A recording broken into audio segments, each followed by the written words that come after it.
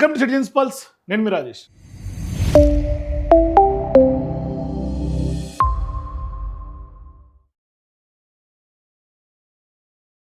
తెలంగాణలో అధికార పార్టీగా ఉన్నటువంటి కాంగ్రెస్ పార్టీలో ఇవాళ అసంతృప్తి జ్వాల పెరుగుతోంది.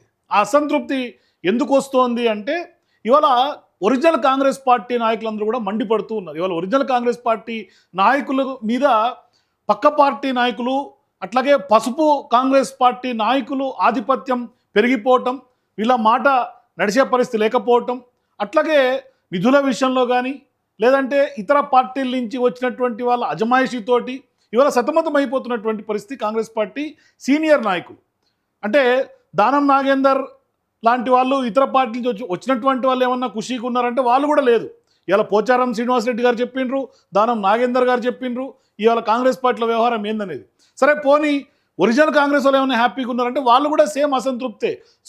సొంత కాంగ్రెస్ పార్టీ నాయకులు కూడా ఇవాళ అసంతృప్తి వెలగక్తా ఉన్నారు. ఇవాళ ఒరిజినల్ హార్డ్ కోర్ కాంగ్రెస్గా ఉన్నటువంటి వాళ్ళు, జీవన్ రెడ్డి లాంటి వాళ్ళు వెళ్ళిపోయిన తర్వాత, పార్టీని వీడిన తర్వాత, బీఆర్ఎస్ పార్టీలోకి చేరిన తర్వాత ఇవాళ కాంగ్రెస్ పార్టీ నాయకులు కాపాడుకోవాలి అని, కార్యకర్తల్ని కాపాడుకోవాలి, నాయకుల్ని కాపాడుకోవాలని కోమటిరెడ్డి రాజగోపాల్ రెడ్డి లాంటి వాళ్ళు కూడా ఇవాళ బహిరంగంగా చేసినటువంటి వ్యాఖ్యలు.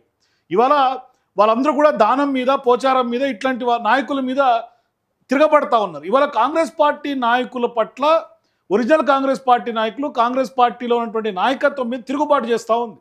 ఇవాళ తిరుగుబాటు ఎవరు ఎగరేశారు తెలుసా?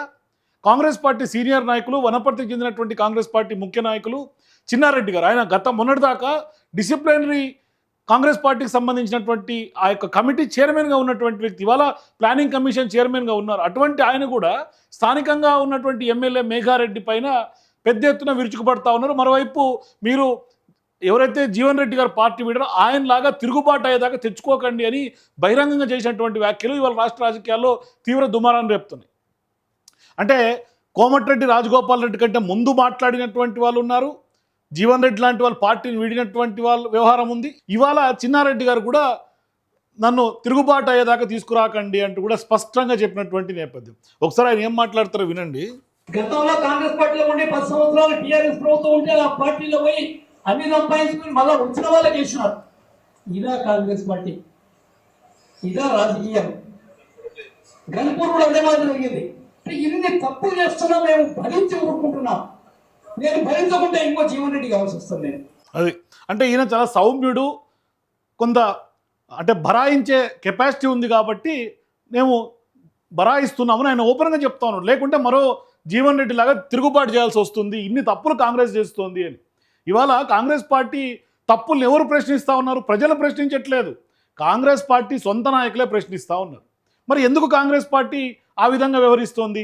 ఇవాళ కోమటిరెడ్డి రాజగోపాల్ రెడ్డి గారి మీద కూడా చర్యలు తీసుకోవాలి అని మహేష్ కుమార్ గౌడ్ గారు ఏఐసీసీకి రెఫర్ చేసిండ్రనే వార్తలు కూడా చక్కర్లు కొడతా ఉన్నాయి. మరి ఇటువంటి వ్యాఖ్యలే కదా ఆయన కూడా చేసింది. ఒరిజినల్ కాంగ్రెస్ నాయకులకి న్యాయం చేయండి అని ఆయన మాట్లాడటం తప్పేముంది?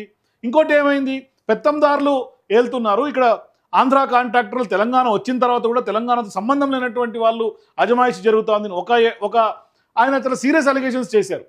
అందుకనే ఆయన మాట్లాడిన దాంట్లో తప్పు లేదని అనిరుద్ధ్ రెడ్డి లాంటి వాళ్ళు కూడా ఆయనకి మద్దతు నిలబడినటువంటి నేపథ్యం ఉంది. కానీ ఇవాళ చిన్నారెడ్డి గారు చూడండి,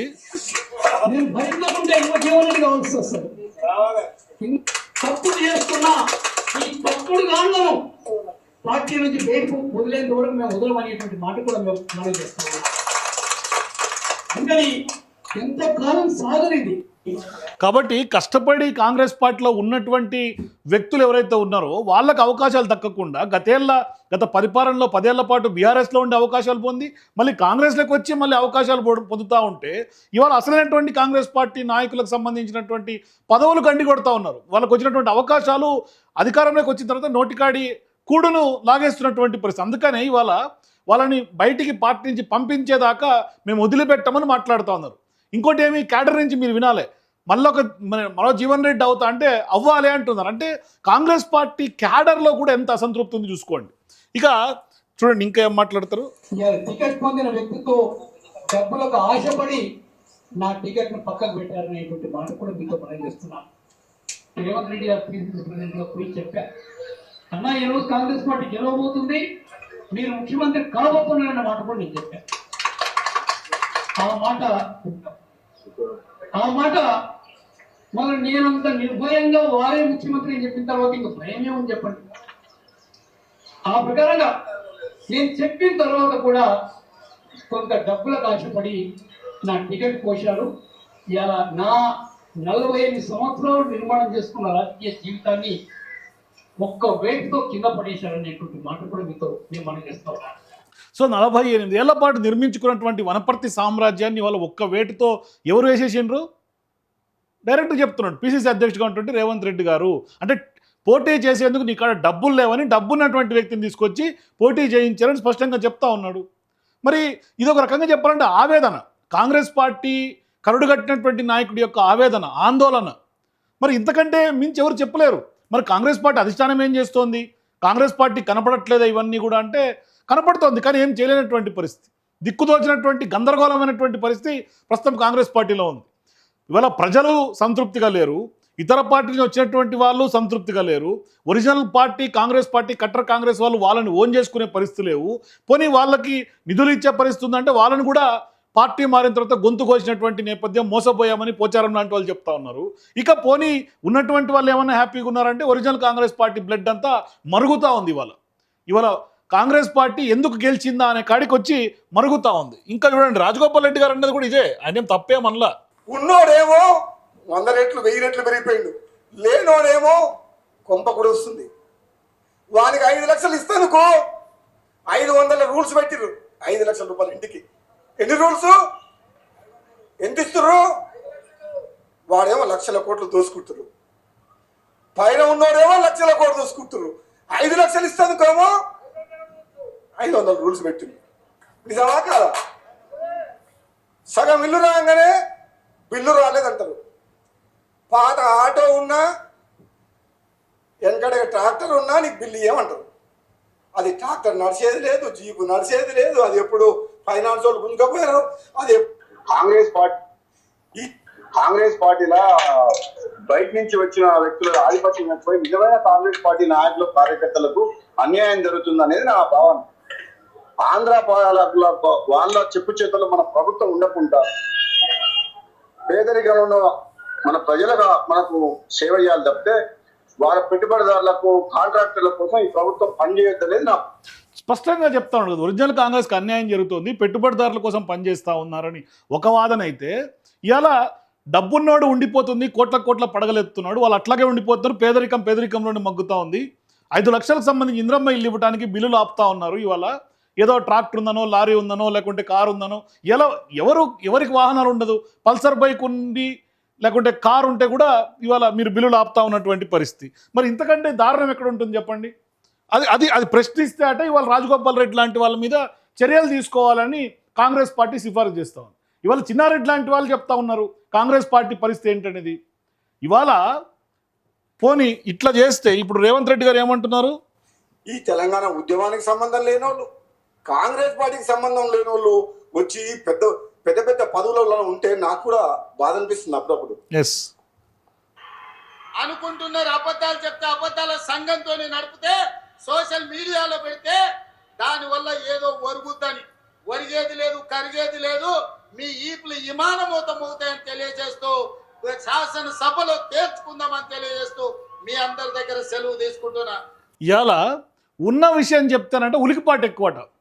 ఇలా గుమ్మడికాయలు దొంగ అంటే భుజాలు ఎగరేసుకుంటున్నారు. ఉన్న వాస్తవం ఇలా చెప్తా ఉంటే సోషల్ మీడియాలో అంటే ఉన్న వాస్తవాలు చెప్తే అంట ఈపులు విమానం మోతం మోగుతాయట. రేవంత్ రెడ్డి గారు నిన్న చేసినటువంటి వ్యాఖ్యలు ఎట్లా చూడాలి ఈ వ్యాఖ్యల్ని? ఈపులు విమానం మోత మోగుతాయని ప్రతిపక్ష పార్టీ నాయకులను అంటా ఉన్నారు. వాళ్ళేమో లేని పూజలను సృష్టించి అబద్ధాలు చెప్తుంది రేవంత్ రెడ్డి గారు. ఇవాళ కరువు కాటకాలు రావాలని హరీష్ రావు గారు పూజలు చేసిండ్రు, దొంగ మొక్కులు మొక్కిండ్రని మాట్లాడతారు. ఈయనేదో చూసొచ్చినట్టు, రేవంత్ రెడ్డి గారే దగ్గరుండి పూజలు చేయించినట్టు చూసొచ్చినట్టు వాళ్ళ పార్టీ నాయకులు మాట్లాడతారు, ఈయన మాట్లాడతారు. ఈయన ఫేక్ ప్రచారం చేస్తారు, కానీ బట్టగాల్సి మీదేసి సోషల్ మీడియా మీద నెట్టేస్తూ ఉన్నాడు. ఇవాళ సోషల్ మీడియాలో అట ఫేక్ వార్తలు అట రాస్తే అట ఈపులు విమానం మోతం అవుతాయట. ఎవరు ఫేక్ వార్తలు స్ప్రెడ్ చేస్తున్నారు? ఇలా ఉన్న వాస్తవాలు మాట్లాడుతుంటే మీకు ఫేక్ లాగా కనిపిస్తుంది. అంటే ఇలా ఫేక్ ఎవరు మాట్లాడుతారు తెలుసా? అసలు వాస్తవానికి మీరు మాట్లాడుతారు ఫేక్. ఇలా రైతులకు సంబంధించి మొన్న ఒక మాట మాట్లాడి చూడండి రైతుల గురించి. నేను అడుగుతున్న మిత్రులారా, కాంగ్రెస్ వస్తే కరెంటు ఉండదు, కాంగ్రెస్తో వస్తే కరెంటు కోతలు అన్నారు. 32 నెలలు అయింది. ఈరోజు రైతాంగాన్ని నేను అడుగుతున్నా, ఏ ఒక్క క్షణమైన కరెంటు పోయిందా? ఈరోజు రాష్ట్రంలో గ్రామీణ ప్రాంతాల నుంచి తండాలలో, గూడాలలో, మారుమూల పల్లెల్లో ఉచిత కరెంటును అందిస్తున్న మాట వాస్తవం కాదా? ఈనాడు రైతులు ఆనందంగా వ్యవసాయం చేసుకుంటున్న మాట వాస్తవం కాదా? చూసారు కదా మొన్న ఏం మాట్లాడిండ్రో. రైతుల కట ఇప్పటిదాకా ప్రభుత్వం వచ్చినప్పటి నుంచి ఒక్క క్షణం కూడా కరెంటు పోలేదట. మరి ఈ వార్తల్లో వాస్తవం ఎంత ఉంది అన్నది, కరెంటు నిజంగా పోతుందా పోలేదని రైతులు మీరే చెప్పండి. సోషల్ మీడియాలో కింద కామెంట్స్ రూపంలో చెప్పండి. మరి రేవంత్ రెడ్డి గారు ఆ కామెంట్లను చదువుకోవాలి. వాస్తవానికి ఇవాళ రైతులకు ఉన్నటువంటి గ్రౌండ్ రియాలిటీ పరిస్థితి ఏందో రైతులు చెప్తా ఉంటేనే కనీసం మీరు చూడండి. ఇవాళ మీకు అధికారులు రాసిచ్చినటువంటి స్క్రిప్ట్లు చదువుతూ ఉన్నారు, మీరు ఫేక్ అంటా ఉన్నారు, ఈపులు పగులుతాయంటా ఉన్నారు. ఇది ఎక్కడ న్యాయం అర్థం కావట్లే. ఇవాళ కాంగ్రెస్ పార్టీలో ఏం జరుగుతోందో, మీ ప్రభుత్వంలో ఏం జరుగుతోందో, కాంట్రాక్టుల విషయంలో కానీ లేదంటే కనుక మీ పార్టీలో జరుగుతున్నటువంటి వ్యవహారాన్ని మీ పార్టీ నాయకులే బయట పెడుతుంటారు కదా. పోచారం గారు చెప్తున్నారు, దానం గారు చెప్తున్నారు, కోమటిరెడ్డి రాజగోపాల్ రెడ్డి గారు చెప్తున్నారు, కట్టర్ కాంగ్రెస్గా ఉన్నటువంటి చిన్నారెడ్డి గారు కూడా చెప్తున్నారు. ఇక అంతకుమించి ఎవరు చెప్పాలి? మరి వాళ్ళు కూడా అబద్ధాలు మాట్లాడుతున్నట్ట. మరి ఫ్రెండ్స్ మీరు చెప్పండి, నిజంగా ఇవాళ అబద్ధాలు మాట్లాడుతుంది ఎవరు? మీ అభిప్రాయాల కింద నాకు కామెంట్స్ చెప్పండి. For more videos please watch citizens pulse.